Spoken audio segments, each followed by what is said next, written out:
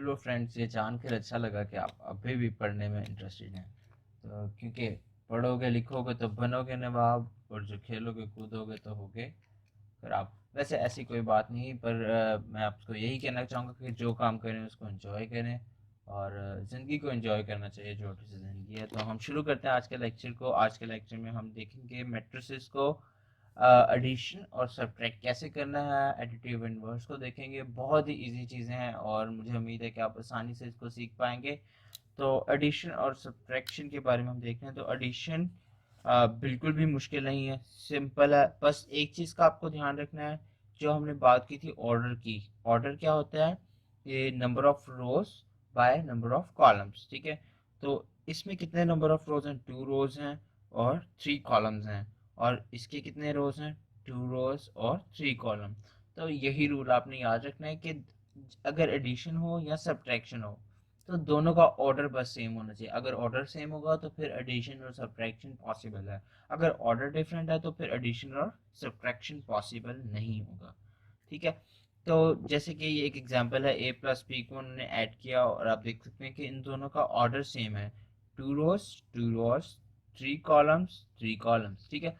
तो अब आपने इनको प्लस कैसे करना है? तो बहुत ही सिंपल है। आपने बस अ, जो सेम लोकेशन पे है उनको एक साथ प्लस करना है। जैसे 2 प्लस -2, तो ये क्या आ जाएगा? 0 आ जाएगा।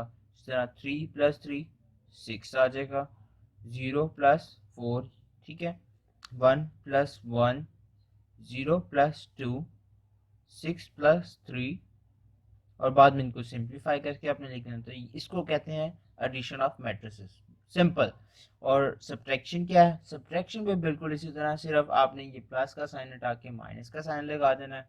और इसमें भी वही रूल है कि ऑर्डर जो है का सेम होना चाहिए। यहाँ पर भी ये लिखा है कि सेम ऑर्डर होना चाहिए। अगर सेम ऑर्डर नहीं होगा तो फिर प्रॉब्लम, फिर हम इसको एडिशन भी नहीं कर सकते और सब्ट्रैक्ट भी नहीं कर सकते।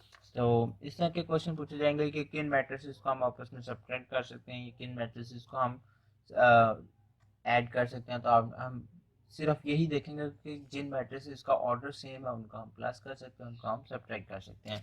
अब हम देख रहे हैं matrix multiplication bye a real number, ठीक है। इसमें हम दो मैट्रिसेस को आपस में मल्टीप्लाई नहीं कर रहे, बल्कि मैट्रिक्स के साथ किसी नंबर को मल्टीप्लाई कर रहे हैं। तो ये भी बहुत ईजी है कि लाइक आप ये मैट्रिक्स ए है, इसको आप किसी नंबर के साथ मल्टीप्लाई कर रहे हैं, तो सिंपली आप इसके साथ एक नंबर लिख लेते हैं और उस नंबर को मैट्रिक्स के अंदर हर एक टर्म के साथ आपने मल्टीप्लाई करना। जैसे यहाँ पर एक एग्जांपल लिखे कि -t को मैट्रिक्स ए के साथ मल्टीप्लाई कर रहे हैं, और इन्होंने क्या किया कि -2 मल्टीप्लाई बाय मैट्रिक्स लिख लिया और उसके बाद -2 को हर एक वैल्यू के साथ जो है मल्टीप्लाई कर दिया और बाद में उसका रिजल्ट लिख दिया।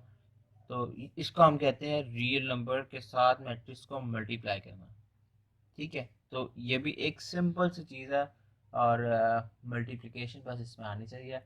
तो बाकी इसमें प्रोसीजर में कोई भी दिक्कत नहीं, बहुत आसान है इसको समझना। आगे हम कुछ लॉज का बताया गया, कम्यूटेटिव और एसोसिएटिव लॉ। तो अभी हम इसके डिटेल में नहीं जाएंगे, बस आपको मैं बता दूं कि कम्यूटेटिव लॉ जो है इसको कुछ इस तरह से कहा जाता है कि a plus B B plus A के इक्वल है। तो ये तो हमें पता है कि अगर 1 प्लस 2 कर लो और 2 प्लस 1 कर लो तो ये 3 आता है।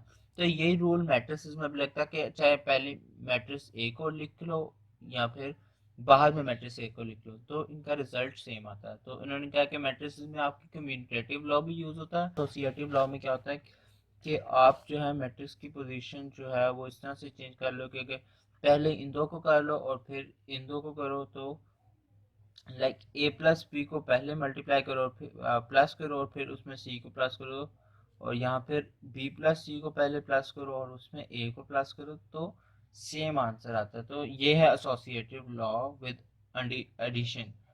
पर सब्ट्रैक्शन में थोड़ा सा केस डिफरेंट हो जाता है। तो इन्होंने बस ये बताया कि एडिशन में जो है ये दोनों प्रॉपर्टीज काम करती हैं। सब्ट्रैक्शन में जिस तरह कि आपको पता है कि अगर पहले छोटी वैल्यू होगी तो फिर जो है माइनस का साइन आ जाएगा, और अगर पहले बड़ी है तो फिर पॉजिटिव साइन आएंगे। तो इसमें सब्ट्रैक्शन में ये दोनों प्रॉपर्टीज काम नहीं करती। इसके अलावा एडिटिव आइडेंटिटी की बात की गई है। जिस तरह के मैंने आपको बताया था कि एडिटिव आइडेंटिटी किसे कहते हैं कि आप किसी नंबर में किसी नंबर को प्लस करें। लाइक मेरे पास नंबर 4 है और मैं आपको कहूँ कि 4 में 0 को प्लस करें तो क्या आंसर आएगा, 4 ही आएगा। तो यही केस मैट्रिसेस में भी यूज होता है कि 0 को हम क्या कहते हैं, नल मैट्रिक्स कहते हैं मैट्रिक्स की लैंग्वेज में। तो अगर आप नल मैट्रिक्स को किसी भी मैट्रिक्स में प्लस करो तो वही मैट्रिक्स दोबारा रिजल्ट में आ जाएगी। आप देख सकते हैं कि ए में एक नल मैट्रिक्स को ऐड किया और वो मैट्रिक्स जो रिजल्टेंट मैट्रिक्स है वो ए मैट्रिक्स ही है। तो यही रूल यहाँ पर भी अप्लाई होता है कि एडिटिव आइडेंटिटी जो है वो नल मैट्रिक्स को कहा जाता है यहाँ पर, ठीक है। पर इसमें भी जो है कंडीशन जो है वो यही है कि सेम ऑर्डर होना चाहिए दोनों का। इसके बाद हम आ जाते हैं एडिटिव इन्वर्स। एडिटिव इन्वर्स भी बिल्कुल इजी चीज़ है कि आप क्या कर देते हैं कि मैट्रिक्स के साथ माइनस को मल्टीप्लाई करते हैं, -1 को मल्टीप्लाई करते हैं। और -1 जब मल्टीप्लाई होता है तो क्या करता है कि अंदर वाली सारी वैल्यूज़ के साइंस को चेंज कर देता है। 1 को -1 कर देगा, 2 को -2 कर देगा, और 1 को -1 कर देगा, और -1 को 1 कर देगा, -2 को 2 कर देगा। पर जीरो के साथ कोई साइन नहीं, तो जीरो न्यूट्रल होता है, तो इसलिए जीरो जीरो ही रहेगा। तो ये चीज़ याद रखनी, जीरो के साथ कोई साइन नहीं लगा देना, ठीक है। तो ये आपके हो गए additive inverse of a matrix. अब हम आ जाते हैं अपनी एक्सरसाइज पे। तो एक्सरसाइज भी बहुत ईजी है। इसमें आपको क्या करना है कि आप सबसे पहले तो आपको बताना है कि कौन सी मैट्रिसेस आपस में प्लस हो सकती हैं। तो आप बस इसमें लिख दें कि लाइक मैट्रिक्स ए और मैट्रिक्स ई जो है वो आपस में प्लस हो सकती है, ठीक है। या फिर आप इस तरह से लिख दें कि ए प्लस ई हो सकता है, और इसी तरह बी प्लस डी हो सकता है, ठीक है। और सी प्लस एफ हो सकता है। तो आपने इस तरह से भी लिख सकते हैं, और आप इसको इस तरह से भी लिख सकते हैं कि A and E can add, और B and D can add, इसी तरह C and F can add, ठीक है। तो ये आपका पहला क्वेश्चन हो गया। तो अब हम आ जाते हैं क्वेश्चन नंबर 2 पे, जिसमें आप कहते हैं कि आप बताएं कि इन मैट्रिसेस का एडिटिव इनवर्स को फाइंड करना है। जिस तरह के मैंने आपको बताया था, एडिटिव इनवर्स में क्या करते हैं, आप इसको माइनस के साथ प्लस मल्टीप्लाई करें। आप यहाँ पर लिखें कि एडिटिव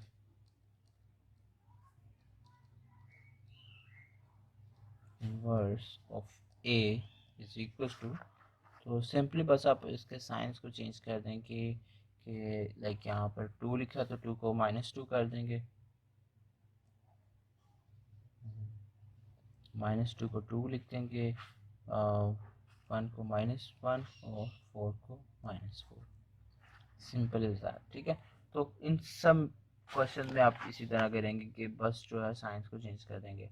अब जैसे ये है उसके साथ भी आप -√3 लिखेंगे, ठीक है। तो आपका क्वेश्चन नंबर 2 बिल्कुल इसी तरह से है। अब क्वेश्चन नंबर 3 को देख लेते हैं।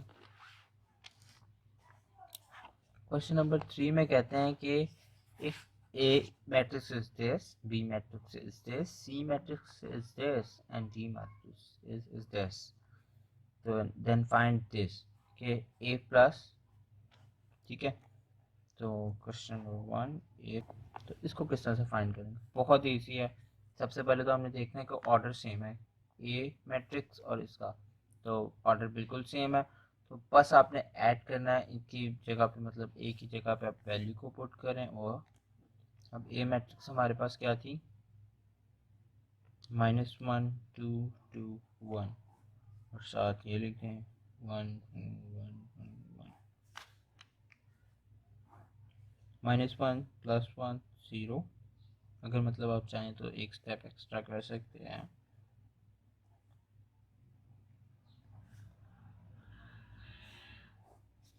नेक्स्ट स्टेप में आप इसको फाइनलाइज कर दें कि 0 3 3 2, दिस इज द आंसर। अब क्वेश्चन नंबर 3 के ही 7th पार्ट को मैं कर देता हूँ। क्वेश्चन नंबर 3 के ही 7th पार्ट को कर रहा हूँ मैं, जिसमें लिखा है -2 को मल्टीप्लाई करना है सी के साथ। तो सी मैट्रिक्स है हमारे पास, -2 इंटू सी इक्वल्स टू, तो -2, और मैट्रिक्स सी क्या है हमारे पास, तो minus two into C equals to minus two into one minus two minus minus plus और two two two the four and minus four. Simple is that. ठीक है, तो ये भी आपका सॉल्व हो गया। अब क्वेश्चन नंबर 4 पे चलते हैं। 4 में सिर्फ आपने जो है एक रूल को फॉलो करने के पहले ब्रैकेट के अंदर जो वैल्यू मैट्रिसेस हैं उनको पहले सॉल्व करेंगे, और फिर आप जो इसका आंसर आएगा उसको आप बाहर वाली ब्रैकेट के साथ सॉल्व कर लेंगे। तो ये बहुत इजी है, तो मैं इसका थर्ड पार्ट कर देता हूँ ताकि आपको जस्ट एक आइडिया मिल जाए और बाकी क्वेश्चन आप खुद से कर सकें। ठीक है,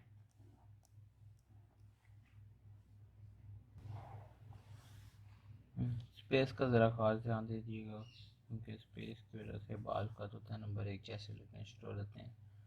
तो क्या होगा कि अब इसको इस तरह से सॉल्व करने के जो ब्रैकेट के अंदर पार्ट है उसको सबसे पहले आप सॉल्व कर लें, 2 3 1, और ब्रैकेट के अंदर ये लिखा है तो इसको हम सॉल्व कर लेते हैं। 1 minus two minus one, 0 minus two, 2 minus two 0। तो ये हमारा सॉल्व हो गया। अब नेक्स्ट स्टेप में क्या करेंगे कि हम इन दोनों को ऐड करें, तो ब्रैकेट को पहले खोल लेते हैं और अब इन दोनों को ऐड कर लेते हैं। 2 प्लस माइनस वन हो गया,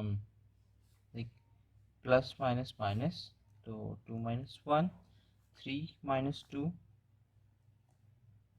और 1 प्लस 0। क्या आंसर आ गया? 2 minus one 1, 3 minus two 1, 1 plus 0 1। This is the answer. ठीक है, तो ये भी सॉल्व हो गया। अब हम क्वेश्चन नंबर 5 को देख लेते हैं। क्वेश्चन नंबर 5 भी बहुत ही इजी है कि उन्होंने मैट्रिसेस बताए हुए हैं और हमने सिर्फ यहाँ पर इनकी वैल्यूज डाल के हमने सॉल्व कर देने कि अच्छा ये रूल जो है ठीक है या नहीं ठीक। तो मुझे उम्मीद है कि आप ये क्वेश्चन खुद से कर पाएंगे। पर अगर फिर भी कोई प्रॉब्लम इसमें आती है तो आप मुझसे पूछ सकते हैं, तो मैं आपकी हेल्प लाजमी कर दूंगा। सिर्फ आपने ये करना है कि जैसे a प्लस बी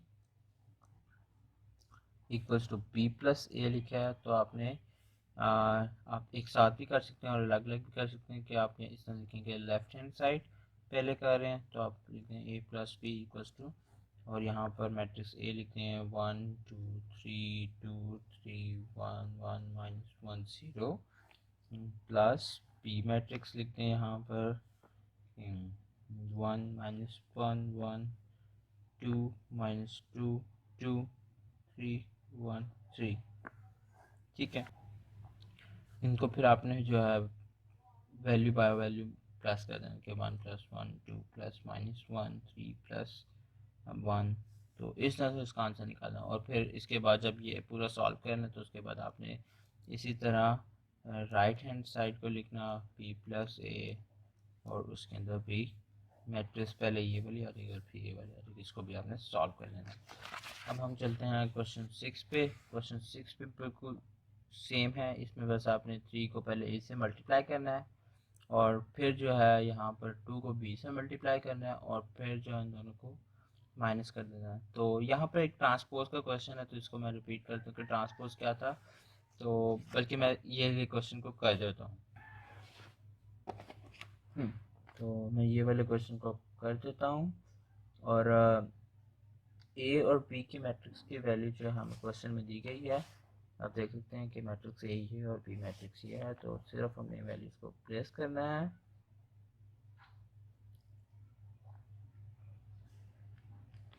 और 2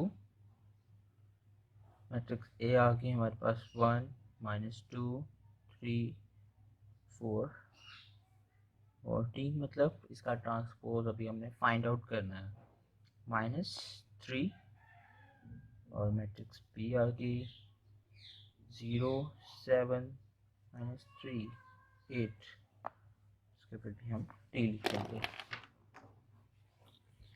तो अब इसको हम मज़ीद सॉल्व करना शुरू करते हैं। तो सबसे पहले तो आप ट्रांसपोज को फाइंड आउट कर लेंगे। ट्रांसपोज का मैंने आपको बताया था कि आप रोज़ को कॉलम में चेंज कर देते हैं, तो हम 1 3 को हमने कॉलम में रो में लिख दिया, देन -2 4 ये अब ट्रांसपोज हमने ले लिया।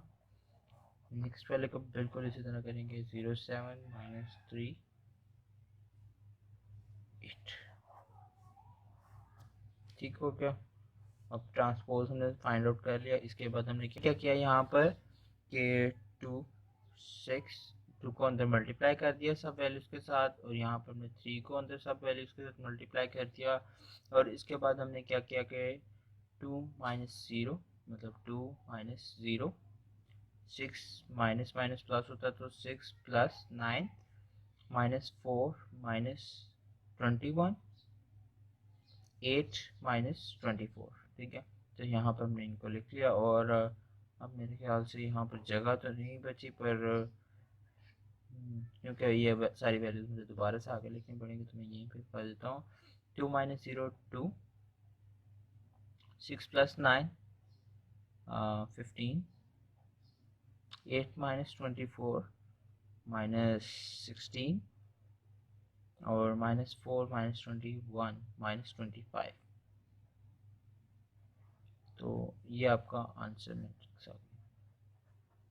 मैंने आपको समझाना था कि किस तरह से इस क्वेश्चन को आप सॉल्व कर सकते हैं, तो मुझे उम्मीद है कि आपको ये समझ आ गया होगा। उसके बाद क्वेश्चन 7 जो है वो थोड़ा सा ट्रिकी है। इसमें आपको ए और बी की वैल्यू को फाइंड करना है, पर वो बिल्कुल ही इजी क्वेश्चन है, तो उसको हम सॉल्व कर देंगे नेक्स्ट वीडियो में। और क्वेश्चन 8 को भी हम उसी वीडियो में देखेंगे। तो इस वीडियो में थैंक यू।